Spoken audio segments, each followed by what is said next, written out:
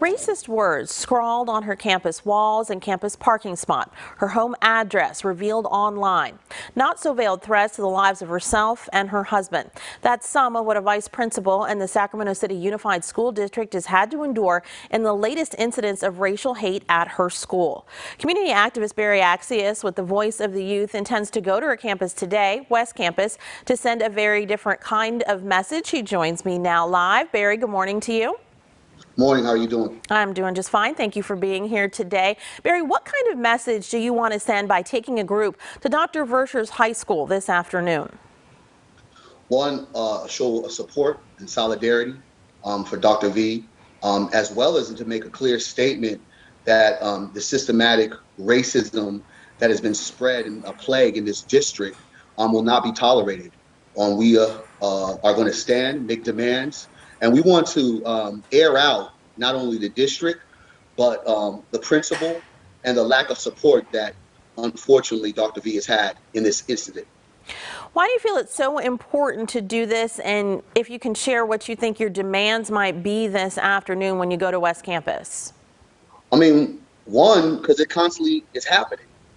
Whenever a Black administrator speaks out against racist practices in their school, they somehow find their way easily pushed out.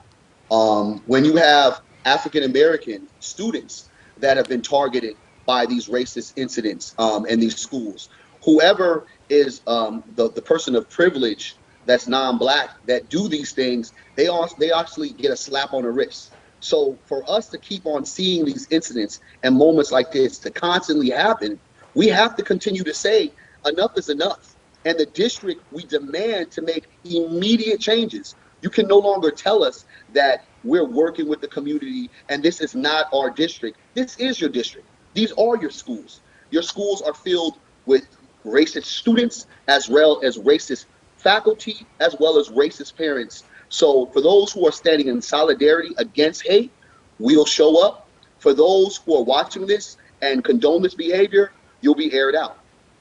We do have to say that the Sacramento City Unified School District, when we have questioned them about this situation, there's an investigation into it underway. And of course, they have told us that racism is not tolerated, racist acts are not tolerated, and that the district condemns racism. What was your reaction when you first heard about the racial slurs written around West Campus High and the threatening emails sent to Dr. Verscher's family? If any other person was called a Hitler of any kind, I think that you would have figured out who that person was. As well as what the district said, I dispute that. Because in June, when we aired out a teacher for saying the N-word, for writing the N-word, Miss Sanders at Kit Carson in the summertime, who wrote it actually on her board and said the N-word as if it was a cool thing to say to her students, we still have yet to figure out the consequences. We still have yet to understand what they're going to be doing moving forward. So when you don't consequence these hateful acts, these racist acts, you support these racist acts by your teachers, by students, what you do is have copycat situations just like this. I guarantee you, if a swift hand of justice was served at Kit Carson, we wouldn't have what's happening right now in West Campus. So I challenge the district for continually saying that they are doing something about it.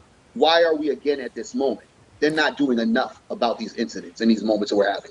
The union that represents Dr. Verscher has raised the situation about not hearing what happened about Kit Carson and that situation. We put that question to the district and are waiting for answers back. Now, some people may hear about this situation and that Dr. Verscher may have been targeted because she corrected some students based on the campus dress code and campus rules against alcohol use. And some might think this is just kids acting out about kid kind of stuff. This isn't that bad. It's not really about race. This is really about this other stuff. What would you say to those folks?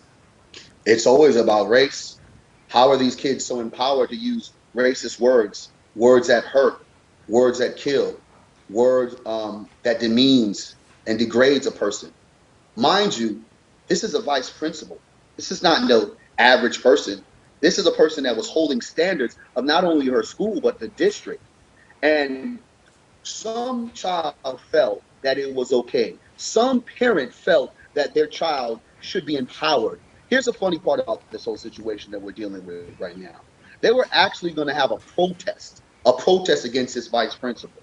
And now I'm not upset about the protest, but engaging in this type of, heinous behavior when you're using hateful language, it no longer becomes a protest, it becomes a hate act.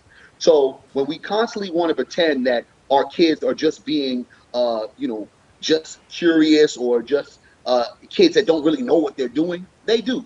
Because these kids become lawyers, these kids become doctors, these kids become political figures, law enforcement. So when you have this kind of hateful behavior, it transitions into the workplace that these young people eventually grow up to be in. So I'm not going to sit there and look at this as just some incident of kids with some small misbehavior. This is something that they're probably being taught at home, because racism is a taught thing.